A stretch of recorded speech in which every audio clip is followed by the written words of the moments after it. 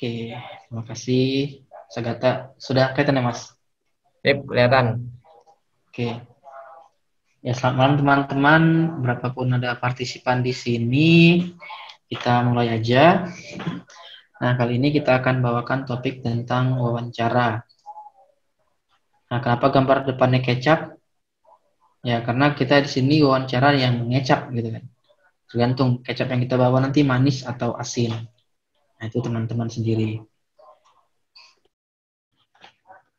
Baru, nah hal-hal yang perlu diperhatikan. Nah, karena bicara wawancara itu adalah komunikasi, jadi menurut saya di sini ada komunikasi langsung dan tidak langsung. Kalau komunikasi langsung yaitu tatap muka kita ya secara verbal, ini saya artikan. Jadi antara kita dengan interviewer.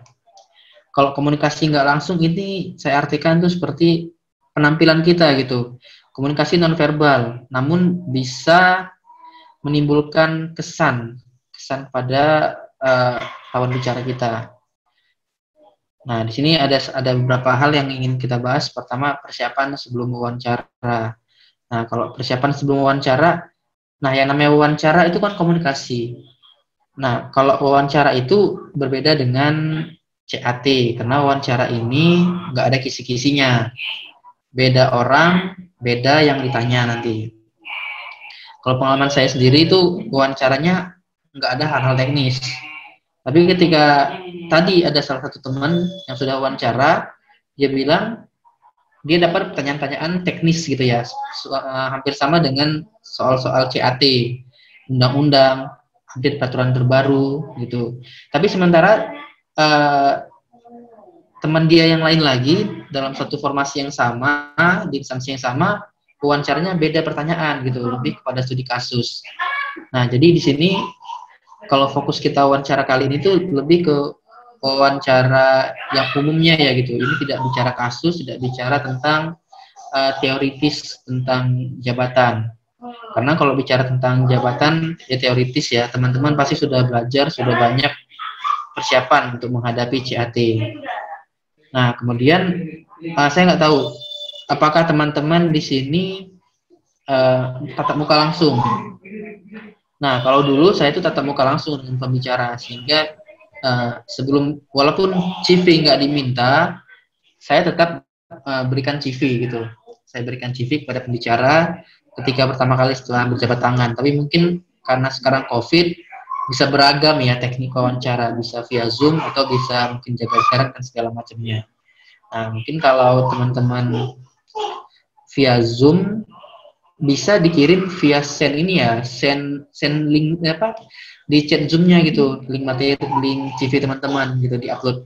Ya ini kreativitas sih gitu. Di awal kalau saya melihatnya, berarti teman-teman punya apa ya, punya antusias gitu kalau memberikan CV pada pembicara gitu ya. Upayakan CV-nya menarik dan cukup satu lembar aja. Banyak kok CV-CV menarik template-nya di internet, silakan dilihat aja. Kemudian nanti kita juga akan bahas tentang tips-tips lainnya tentang wawancara. Langsung aja, di sini saya mulai dengan pertanyaan-pertanyaan.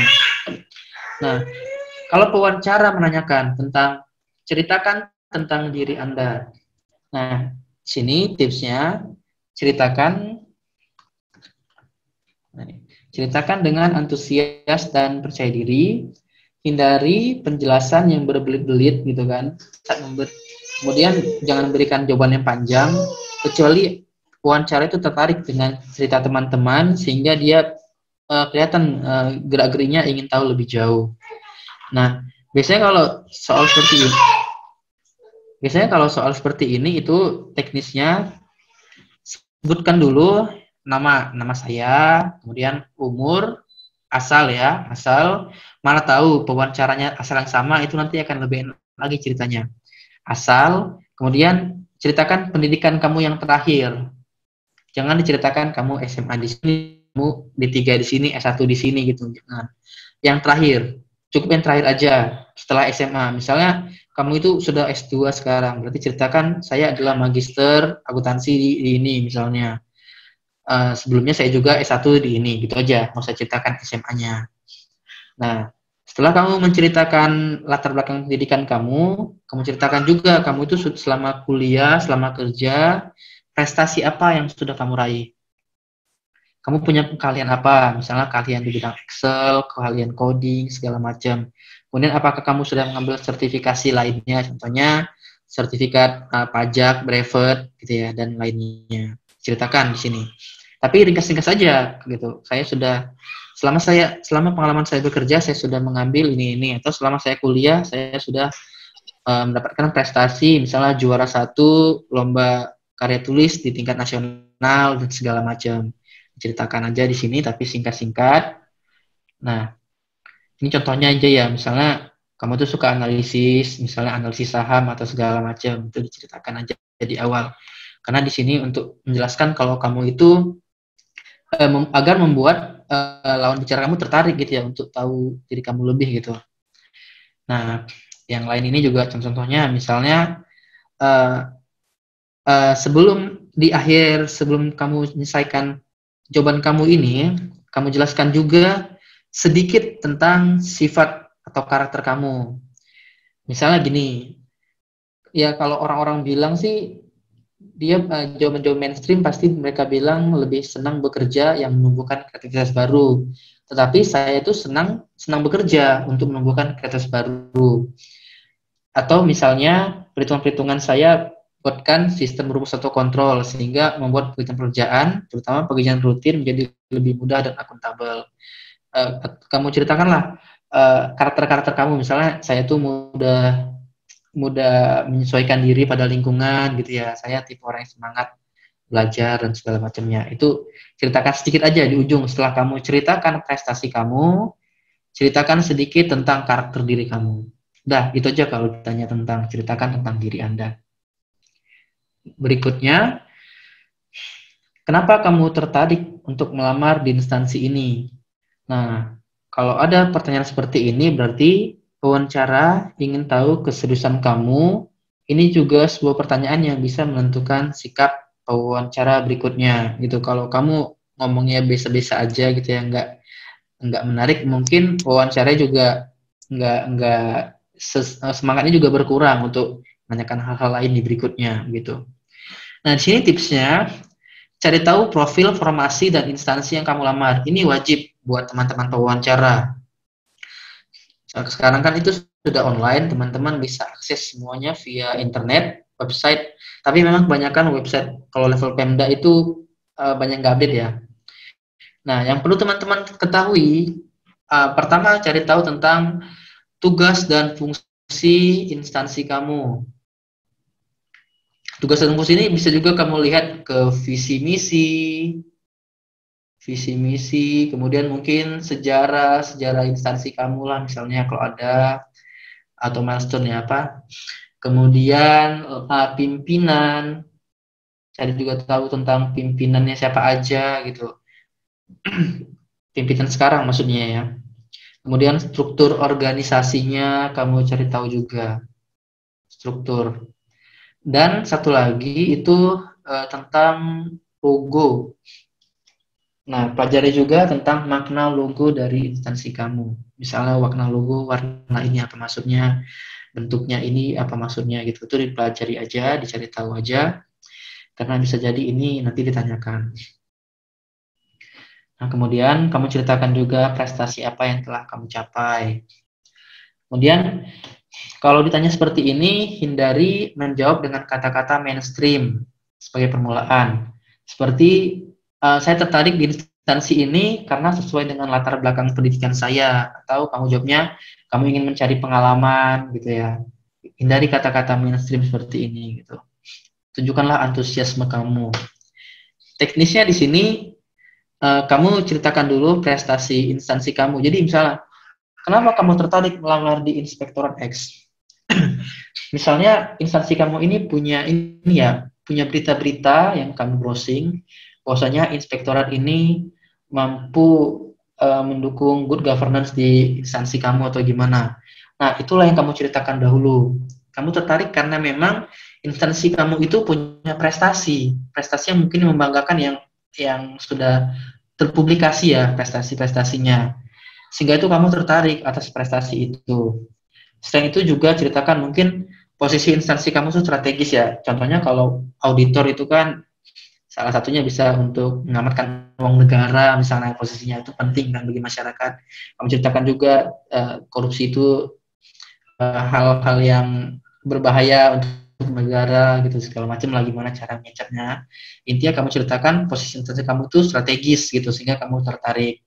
Ceritakan peran instansi kamu, kemudian sehingga kamu ingin menjadi bagian gitu.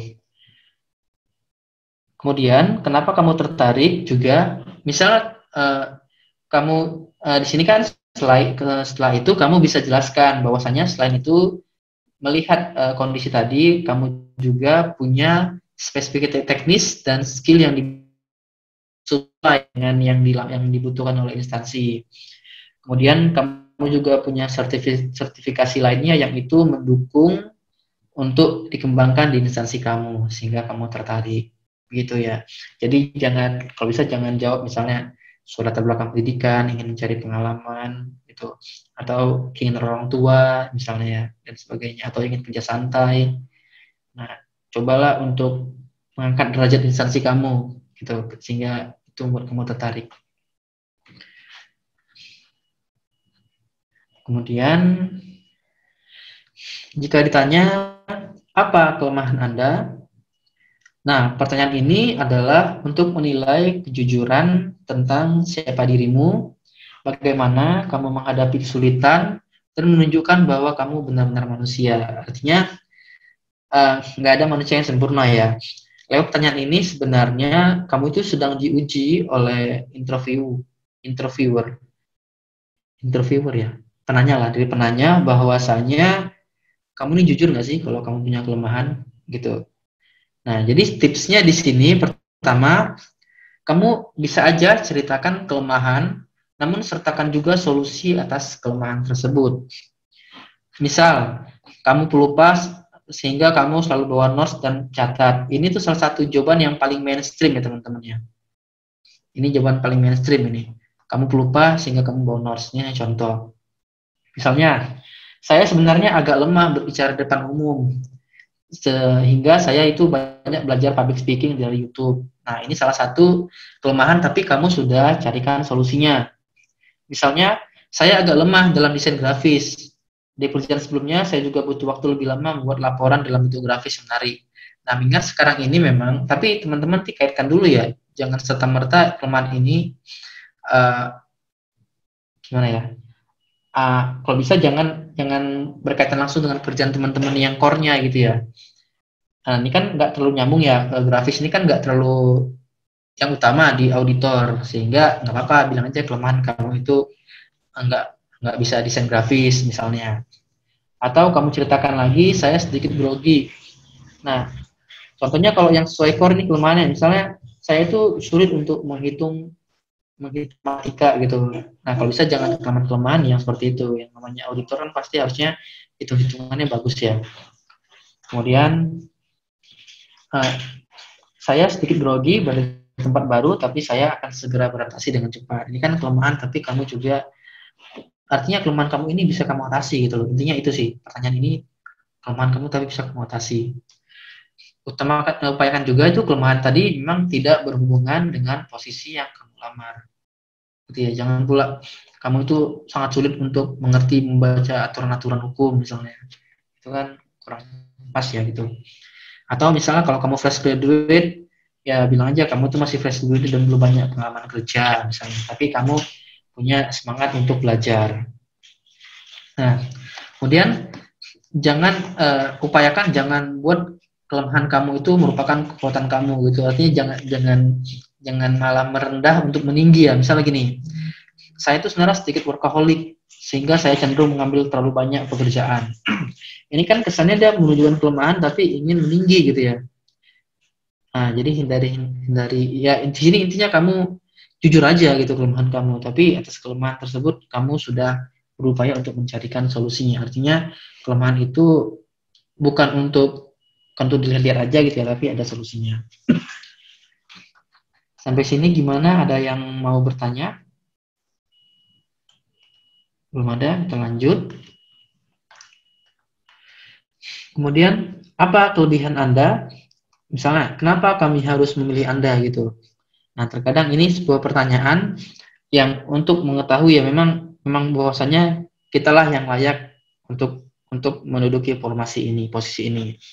Tipsnya itu kamu harus jelaskan tentang kelebihan yang relevan sesuai posisi yang dilamar dan juga harus sinkron dengan sikap dan penampilan.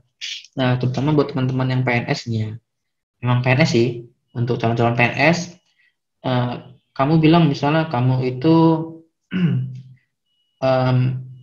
memiliki semangat belajar yang tinggi, motivasi yang tinggi, mampu bekerja dalam tim. Namun ketika wawancara, rambut kamu nggak rapi, gitu ya. Dan juga pakaian kamu juga nggak rapi segala macam. Itu kan artinya nggak sinkron dengan sikap dan penampilan. Jadi diupayakan apa yang kita ucapkan itu sesuai. Jadi kalau dibilang auditor itu ya independensi dalam dalam faktanya, dalam penampilan gitu, dalam skillnya, in fact, in appearance, in skill. Kemudian jangan juga menjawab pertanyaan seperti ini seperti kepada teman-teman kita gitu ya. Misalnya kamu itu kelebihannya pintar masak, pintar ngurus anak dan sebagainya. Ini kan hal-hal yang nggak nyambung dengan pekerjaan. Jadi kelebihan kamu inilah kelebihan-kelebihan yang memang sesuai dengan pekerjaan yang kamu lamar. Contohnya, saya mahir dalam analisis, saya mahir menggunakan Excel, gitu ya. Misalnya pengalaman kerja saya terdahulu juga sebagai auditor. Saya bisa bekerja dengan baik dalam sebuah tim. Saya telah menorehkan prestasi-prestasi diantaranya ini yang mendukung karir saya di posisi ini. Saya memiliki semangat belajar yang tinggi, atau misalnya saya pernah menjadi best employee. Gitu. Ini bisa teman-teman pilih gitu. Yang penting berikan sebuah kelebihan-kelebihan yang memang itu teman-teman capai gitu ya. Jangan kelebihan-kelebihan yang cuman cerita di angan-angan doang. Misalnya kamu tuh dikenal rekan kerja sebagai pembuat laporan presenter yang baik, artinya kamu mampu mempresentasikan hal-hal dengan baik gitu ya. Atau juga kamu bisa jelaskan, kamu itu kelebihannya adalah selalu update peraturan-peraturan terkini. Misalnya peraturan tentang profesi kamu, peraturan tentang latar belakang pendidikan kamu, atau juga peraturan seputar formasi yang kamu lamar. Saya update tentang peraturan tentang auditor, peraturan tentang COVID misalnya kan, kamu update. Saya update tentang peraturan-peraturan tentang PBJ di masa COVID misalnya, itu kamu jelaskan gitu. Kamu selalu update. Artinya di sini kan secara nggak langsung sebenarnya kamu telah menceritakan kalau kamu itu punya semangat belajar gitu ya. Ini saya memiliki semangat belajar yang tinggi. Contohnya kamu jelaskan gitu di sini. Oke, selanjutnya. Nah, ini ada contoh ringkas nih kelebihan dan kekurangan. Mungkin bisa jadi inspirasi teman-teman. Bisa dibaca sendiri ya. Contoh kelebihan diri sendiri misalnya kamu tuh percaya diri, punya komitmen pada pekerjaan, penuh semangat, rapi, punya komunikasi yang baik, tapi upayakan di balik kata-kata ini kamu jelaskan juga ininya ya, hal-hal konkretnya gitu. Contoh kekurangannya belum memiliki pengalaman yang banyak, tidak menguasai bidang tertentu dan segala macam hingga mudah kecewa. Ya teman-teman kembangkan sendiri. Kemudian selanjutnya, kalau ada pertanyaan ini, kontribusi apa yang bisa kamu berikan pada instansi ini? Nah, sebaiknya kalau ada pertanyaan seperti ini ya, mungkin sebagian dari kita udahlah masih fresh graduate ataupun mungkin D3 atau S1 baru aja mau kerja, ditanya kontribusi apa gitu, belum lagi kenal instansinya gitu kan, mungkin kita berpikiran. Tapi di sini mungkin cobalah kita tuh berikan jawaban yang konkret ya, artinya ya memang jawaban itu bisa diterima dengan posisi yang kita lamar sekarang gitu sebagai staff ya, bukan sebagai pimpinan. Jangan pula nanti kalau ditanya seperti ini kita jawabnya saya akan memajukan organisasi misalnya itu untuk level-level pimpinan ya, jawaban itu kan nggak nyata lagi ya, sehingga dengan kata lain kita tuh jangan muluk-muluk ya. Misalnya kalau kamu punya skill lain nih di luar profesi kamu tapi itu menunjang, misalnya tadi kamu mampu coding, kamu mampu analisis, dan sebagainya gitu, itu bisa aja kamu jelaskan. Misalnya kamu tuh bisa coding, mampu ngerti bahasa program PHP, kamu bisa lihat kan misalnya kondisi website instansi kamu ini sekarang masih kurang update gitu tampilannya, kamu bisa berikan masukan gitu sehingga kamu nanti bisa merubahnya lebih familiar atau bisa mudah diakses. Nah, di sini kamu juga bisa menunjukkan hasil-hasil website kamu yang udah kamu buat, misalnya hasilnya. Tadi hasil nyatanya ada gitu. Jangan cuma bilang bisa coding tapi kayak ada hasilnya gitu. Atau misalnya kalau kamu mau mulai, kamu juga sudah punya pengalaman kerja sebelumnya, bisa dijelaskan juga. Misalnya di pengalaman kerja terdahulu kamu itu selalu on time dalam mengerjakan laporan, dan laporan kamu itu selalu digunakan oleh pimpinan untuk rapat-rapat misalnya. Nah, jadi dari histori kamu itu kamu jelaskan bahwasanya kamu akan berusaha juga untuk menyiapkan setiap laporan itu tepat waktu di instansi sekarang, misal kamu diterima. Itu salah satu kontribusinya. Mungkin kata-kata kunci yang bisa memberikan referensi yaitu kamu bisa menjadi anggota tim yang baik dan jujur, bisa memiliki kemampuan multitasking, mampu bekerja di bawah tekanan, kamu bekerja keras, kamu cepat belajar, kamu mampu menjaga knowledge instansi. Ini mungkin salah satu kata-kata yang bisa jadi inspirasi teman-teman. Selain itu, buat teman-teman, jika ditanya kontribusi apa yang bisa diberikan, gitu ya. Apalagi ini ada misalnya teman-teman yang formasinya agak melenceng dari auditor, gitu. Yang bingung ya mau punya skill pun agak melenceng. Atau misalnya gini, teman-teman yang formasinya di teknik atau hukum mungkin itu masih berkaitan ya. Nah, teman-teman bisa juga ngebuat kata-katanya mulai dari tugas dan fungsi auditor itu sendiri. Nanti kalau teman-teman yang PPBJ bisa lihat juga ya. Misalnya gitu, bahwasanya peran apa yang kamu jelaskan dulu, bahwasanya sesuai dengan standar itu peran APIP yang efektif adalah setidaknya memberikan keyakinan memadai, memberikan peringatan dini, memberi masukan, melihara ini. Jadi yang bisa kamu kontribusikan adalah ketiga hal ini. Jadi sehingga melalui jabatan saya ini saya akan berkontribusi untuk bekerja dalam tim sehingga mampu memberikan keyakinan memadai, memberikan peringatan dini atau memberikan masukan-masukan. Gini, saya akan punya komitmen untuk mempelajari dan mengembangkan pengetahuan untuk meningkatkan ketiganya ini. Artinya dari sini kamu juga jelasin bahwasanya untuk mencapai hal ini kamu tuh punya komitmen untuk belajar terus-menerus sehingga bisa mencapai tiga tujuan ini. Oke, pertanyaan selanjutnya misalnya ditanya berapa gaji yang kamu harapkan? Kalau teman-teman tanya tentang gaji yang diharapkan, apalagi misalnya tanyakan, apalagi teman-teman misalnya sudah bekerja sebelumnya, mungkin ditanyakan gaji di perusahaan sebelumnya berapa. Kalau nggak ditanya, teman-teman inisiatif aja bilang, kalau mengenai gaji sebenarnya itu sudah ada standarnya, teman-teman catat itu aja.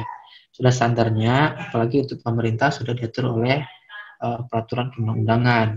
Namun sebagai referensi saja bahwasanya pekerjaan saya terdahulu range gajinya sekitar sekian juta sampai sekian juta.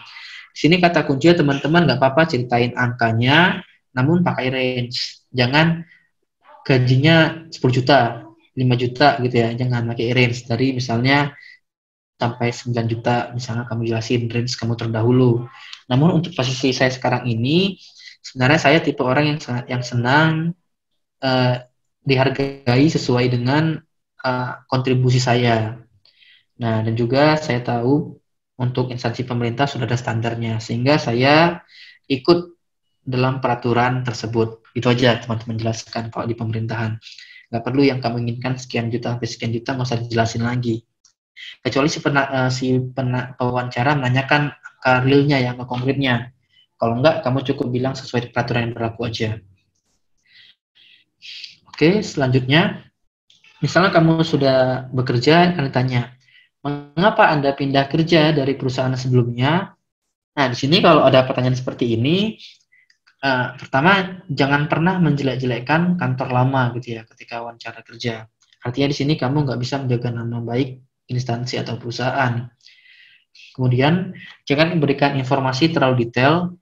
Maksudnya informasi-informasi masa lalu gitu ya, terlalu detail. Kamu fokus aja ke masa depan. Kenapa kamu mau resign tuh tujuannya apa sih gitu ya. Kamu ke depannya misalnya ingin mengembangkan karir dan segala macam.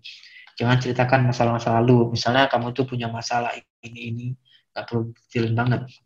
Kemudian, hindari kata-kata misalnya seperti atasanmu tidak menyenangkan, kamu misalnya bosan dengan pekerjaan, atau kamu ingin gaji yang lebih tinggi. Hindari kata-kata seperti ini.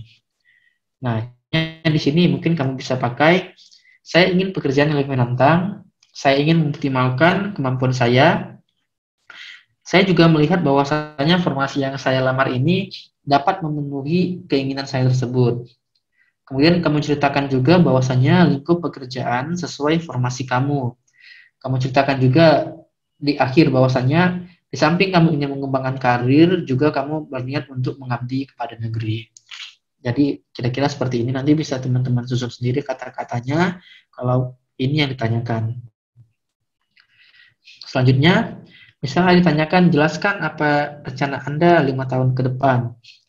Nah, di sini mungkin cara menjawabnya adalah, jika saya diterima bekerja di sini, dalam 5 tahun ke depan, saya ingin menjadi ketua tim. Misalnya, di sini, ini hanya contoh aja, kamu mau jadi apa, intinya di sini harus realistis, kira-kira 5 tahun udah jabatan apa, makanya kamu tadi perlu di awal mempelajari struktur organisasi kamu atau jenjang kepangkatan. Misalnya kamu ingin menjadi kasubag apa, kabag apa misalnya kalau kamu ingin struktural. Sehingga oleh karena itu saya akan mempelajari dan memahami ruang lingkup kerja dan tanggung jawab pada posisi ini. Misalnya contohnya ketua tim tadi. Setelah itu saya akan berusaha keras memenuhi apa yang disyaratkan untuk menjadi seorang ketua tim di instansi ini. Nah, jangan lupa untuk pelajari tentang apa ya, dasar-dasar apa, kerangka-kerangka atau dasar-dasar dari instansi kamu sendiri gitu. Jangan sampai nggak tahu tugas dan fungsi instansi kamu. Kemudian, apakah Anda bersedia ditempatkan di seluruh wilayah Indonesia? Nah, kalau ada jawaban seperti ini sebenarnya jawaban yang udah standar ya. Kamu harus siap gitu. Kalau kamu jawab nggak siap, besar kemungkinan kamu bakal dikesampingkan ya untuk dipilih sebagai karyawan di instansi tersebut.